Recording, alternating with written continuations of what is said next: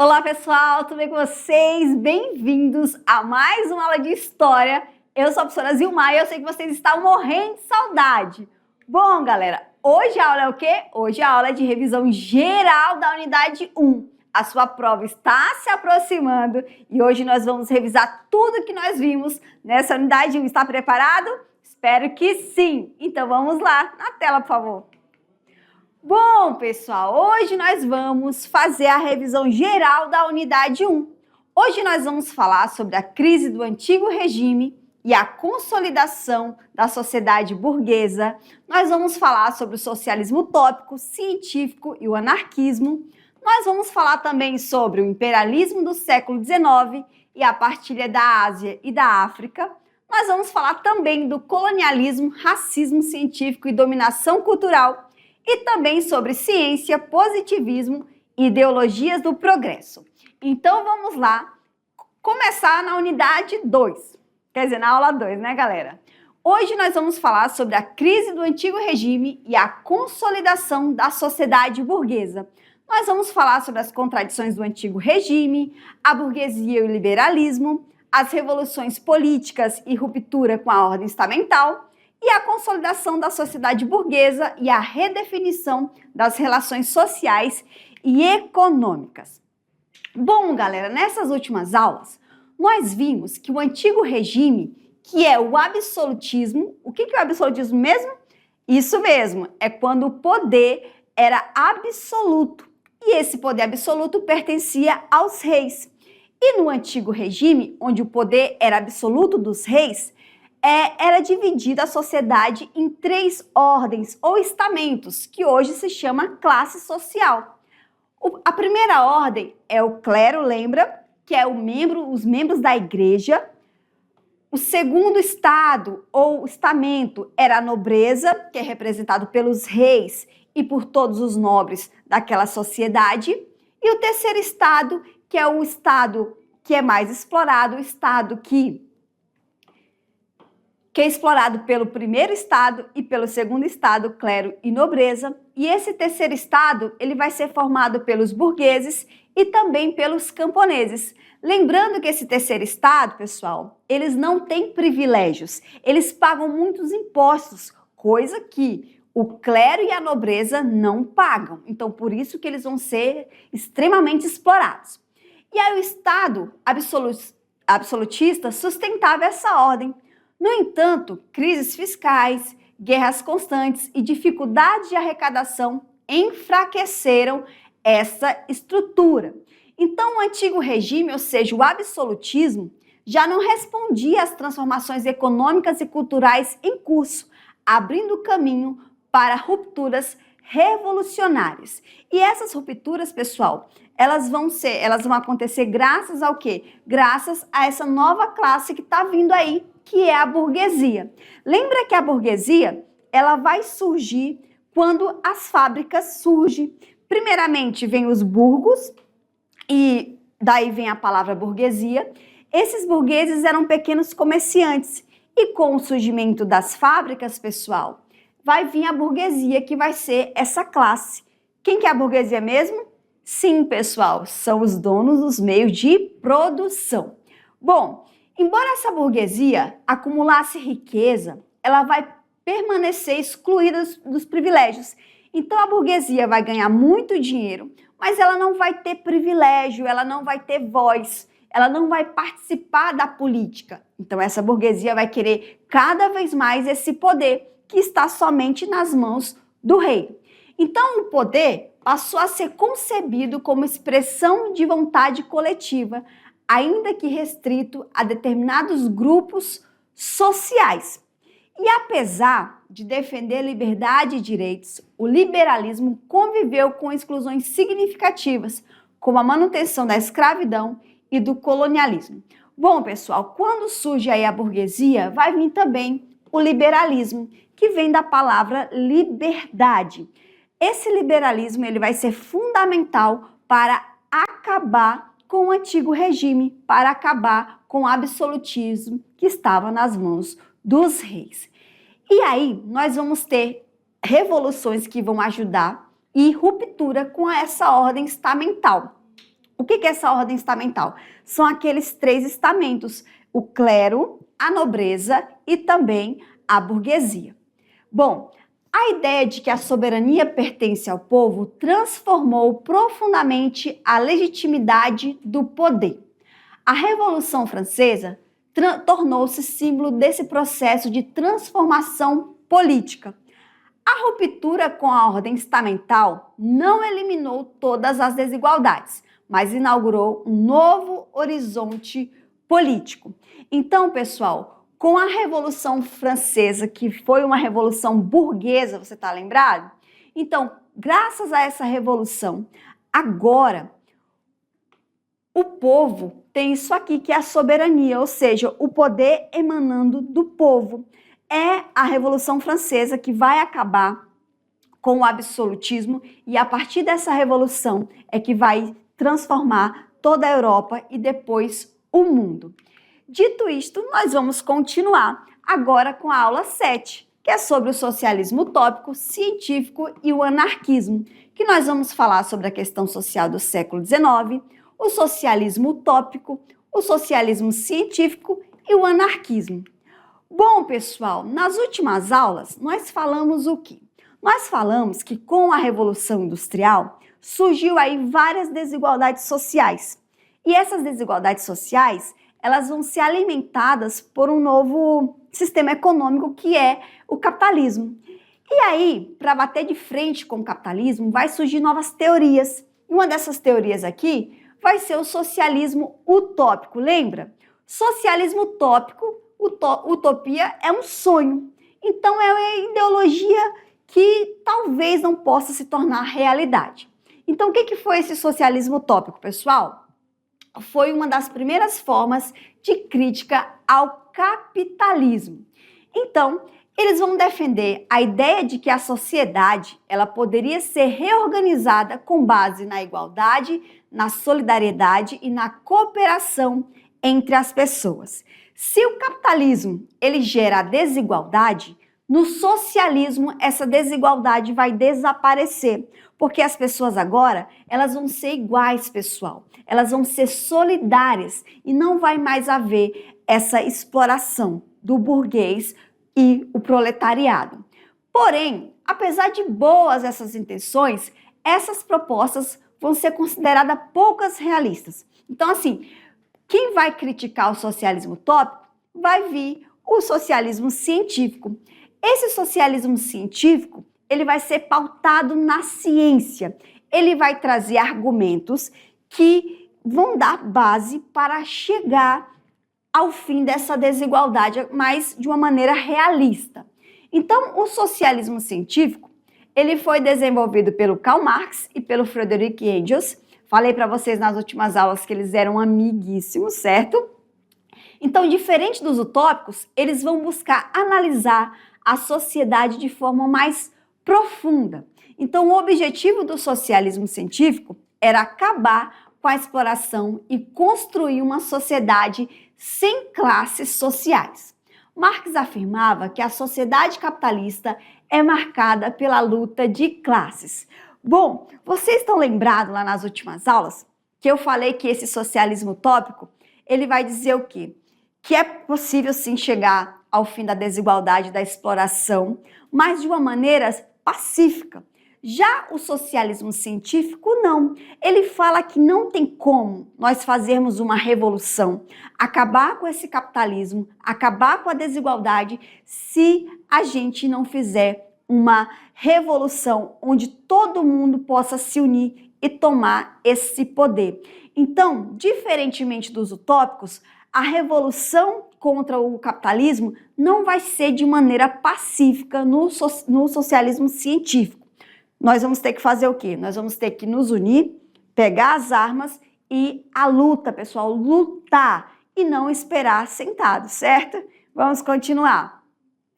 Bom, dito isto, vem o anarquismo, que vai ser a forma, como eu falei para você, vai ser bem diferente. Eles vão ser extremamente, como é que eu posso falar? Me fugiu a palavra aqui, eles vão ser bem revoltados, digamos assim. O anarquismo é uma corrente que critica fortemente o Estado e qualquer forma de autoridade. As pessoas, segundo o anarquismo, elas vão se organizar de forma voluntária, com base na igualdade, liberdade e na solidariedade. Os anarquistas acreditavam que o Estado é uma forma de opressão, pois mantém as desigualdades e protege os interesses das classes dominantes. Por isso, defendiam sua eliminação. Bom, pessoal, os anarquistas, eles falam que a origem de toda a desigualdade está no Estado. Então, é o Estado que causa a desigualdade entre as pessoas. Para acabar com essa desigualdade, o que deveria acontecer? Deveria eliminar esse Estado. Mas, professora, não vai ter leis nessa sociedade? Não, pessoal. As leis é o próprio cidadão que vão fazer essas leis sem precisar de um Estado para dizer o que elas devem ou não fazer. Porque, segundo esses anarquistas, é o Estado que vai originar toda essa desigualdade que passa a humanidade. Dito isto, nós vamos falar agora sobre o imperialismo do século XIX e a partilha da África. Nós vamos falar sobre as bases econômicas, políticas e ideológicas do imperialismo europeu, a partilha da África e da Ásia, as formas de dominação e os impactos do imperialismo nas sociedades africanas e asiáticas. Bom, pessoal, é o seguinte, o que é imperialismo? O imperialismo, ele foi um processo de expansão das potências europeias sobre os territórios da África e da Ásia. Então, o que é o imperialismo? De forma resumida, é quando um país, ou seja, o país europeu, ele vai dominar outros territórios. E esse território vai ser no continente africano e também no continente asiático. Mas a pergunta é, professora, por que esses países europeus, eles vão invadir a África e a Ásia? Simples, pessoal, porque na Europa já não tinha mais mão de obra, já não tinha mais mercado consumidor, não tinha mais matéria-prima. Então, esses países que estavam se industrializando, eles precisavam disso, eles precisavam de matéria-prima, eles precisavam de mão de obra e eles precisavam de mercado consumidor. E eles vão encontrar tudo isso nesses territórios aqui que poucos passaram por revoluções industriais. Então, esses países, eles buscavam esses mercados consumidores para vender seus produtos e investir o seu capital. Então, quanto maior fosse o número de colônias de um país, maior seria a sua força política no cenário mundial. Mas assim, pessoal, eles não podiam simplesmente chegar na África e na Ásia e invadir, de forma alguma. Então, eles vão ter que criar algumas teorias, que a gente vai falar de desculpas, para invadir esses territórios. Então, primeiramente, eles vão se reunir, esses países europeus, numa conferência, ou seja, numa reunião chamada Conferência de Berlim. Nessa conferência vão participar as principais potências europeias e essas potências europeias, elas vão decidir dividir este continente entre 15 países. Pessoal, isso mesmo. A Conferência de Berlim vai ser a divisão do continente africano entre os países europeus. Mas, professora, os africanos, eles concordavam com isso? Obviamente que não, pessoal. Eles nem ficaram sabendo dessa história. Essa divisão foi sem avisar os africanos, sem avisar as pessoas que moravam nesses territórios e simplesmente dividiram, certo? Então, ao final do século XIX, grande parte da África e diversas regiões da Ásia estavam sob o domínio europeu.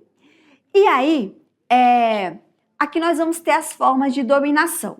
As colônias eram utilizadas principalmente para fornecer as matérias-primas e riquezas naturais.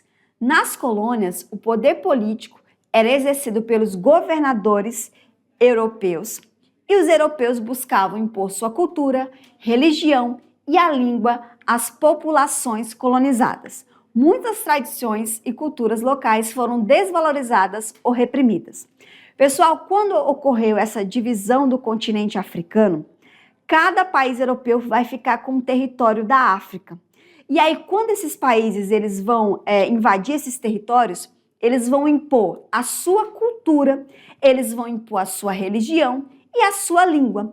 Tanto é que hoje o continente africano não tem um idioma oficial.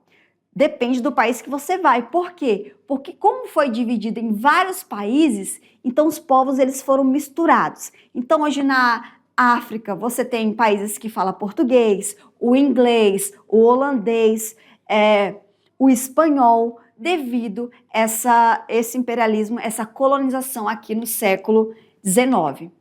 Bom, agora nós vamos falar sobre o colonialismo, racismo científico e dominação cultural, que foi aquelas desculpinhas que os europeus eles encontraram para não chegar assim na cara de pau e dizer, olha, nós vamos invadir esse território e vamos roubar todas as suas riquezas. Não, eles precisavam de uma desculpa. E essa desculpa nós vamos chamar de racismo científico e dominação cultural.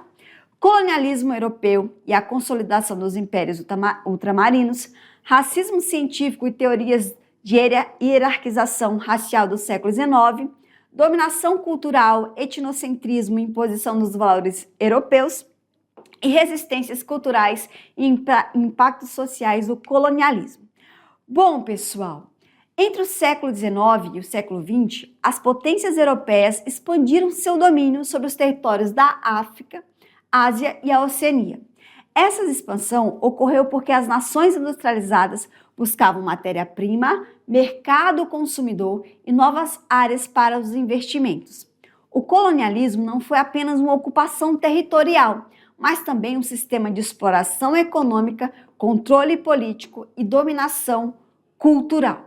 A industrialização europeia aumentou muito a necessidade de recursos naturais, como borracha, algodão, minerais e alimentos. E aí, como a Europa já estava estagnada, já não tinha mais matéria-prima, então eles vão buscar novos territórios que eles encontrem tudo isso. E esses territórios vai ser a África, Ásia e Oceania. E aí, como eu falei para vocês, eles vão ter que justificar essa dominação de alguma forma. Não tinha como eles chegarem no território e simplesmente invadir. Primeiro, eles vão tentar convencer os donos das terras, mas como eles não vão conseguir, eles vão partir para a guerra. Mas antes, eles vão tentar convencer. Como, professora? Através de teorias racistas. Que teorias que são essas? Eles vão falar, pessoal, que no mundo existia raças superiores e raças inferiores. Como que eu ia saber que uma raça humana é superior à outra? Simples, pelo nível de industrialização que ela representa. Então, se o meu país ele está industrializado, quer dizer o quê? Que a minha sociedade, o meu povo, ele é superior. E aquela sociedade que não tem indústria, que ainda vive em comunidades, essas sociedades elas são inferiores. Então, cabe à minha raça, ao meu povo, dominar todas essas raças inferiores. Hoje nós sabemos que o racismo científico não possui base científica, isso não existe, pessoal. Essas teorias serviram principalmente para justificar a exploração colonial, a escravidão e a desigualdade social. Essas ideias foram usadas para justificar a expansão colonial, afirmando que a Europa teria uma missão civilizadora de dominar e educar outros povos. Como a Europa, pessoal, foi o primeiro lugar a fazer essa revolução industrial, então os europeus, segundo eles eram um povo civilizador. Então, são eles que vão levar essa civilização para esses povos que não são civilizados. E aí, nós vamos ter essa dominação cultural, o etnocentrismo e a imposição de valores europeus. Professor, o que é etnocentrismo? É quando uma cultura é superior a outra cultura. Hoje nós sabemos que isso não existe, mas para dominar os africanos e os asiáticos, os europeus eles vão usar essa teoria do etnocentrismo, pessoal. E aí nós chegamos aqui na ciência, positivismo e também ideologias do progresso, onde nós vamos falar dos avanços científicos, do positivismo e também dos limites e contradições das ideologias do progresso. Bom, nós vimos lá nas últimas aulas que o positivismo é o quê? Defendia que o conhecimento deveria ser baseado na ciência e na observação dos fatos. Acreditava-se que por meio da ciência seria possível organizar melhor a sociedade e promover o progresso social. Então lembra que eu falei que o positivismo, ele vai dizer que uma sociedade, ela só vai crescer, ela só vai progredir se ela usar a ciência, pessoal, como fator principal. E aí, segundo o positivismo, a humanidade ela vai passar por 3 estágios. Ela primeiro vai passar pelo estágio religioso, que é onde as pessoas, principalmente a igreja, vai explicar tudo os fenômenos naturais através da fé. Nós vamos ter também a fase filosófica dos deuses e nós vamos ter a fase científica. O que é a fase científica? É quando eu observo e posso provar todos os fenômenos que acontecem na natureza. E aí o Brasil, pessoal, ele vai ser muito influenciado pelo positivismo através dessa frase aqui, ordem e progresso, que está na bandeira nacional do nosso país. Ordem e progresso por quê? Porque está dizendo que agora nessa sociedade, nesse território, o progresso é o principal objetivo. Então, se tem progresso, tem o quê? Tem ciência, certo? E aí, durante o século XIX, a ciência e a tecnologia também foram utilizados para justificar a ordem social existente. A burguesia, classe social dominante do capitalismo industrial, passou a defender a ideia de que o progresso científico demonstrava a superioridade do modelo econômico capitalista. Então, essa ciência aqui, a burguesia também vai usar. Vai dizer o quê? Que um lugar, que uma nação, que um país, ela só vai ser próspera, ela só vai progredir se tiver passado pelo capitalismo industrial. Somente assim. E aí, para finalizar, com isso, numa sociedade que, apesar de ter passado por revoluções industriais, elas vão apresentar problemas sociais, porque lembra, com o capitalismo vai gerar o quê? Vai gerar a pobreza, desigualdade social e exploração do trabalho. Por isso, muitos pensadores passaram a questionar a ideia de que o progresso científico significava automaticamente o progresso humano. Lembrando que essa revolução industrial ela não vai beneficiar, pessoal, todo mundo, certo? Vai beneficiar apenas uma classe dominante que nós vamos chamar de burguesia. Dito isto, pessoal, nós chegamos ao fim da nossa revisão. Espero muito que vocês tenham relembrado, que vocês tenham aprendido um pouquinho mais. Quero te desejar uma boa prova e até a próxima. Um grande beijo e tchau!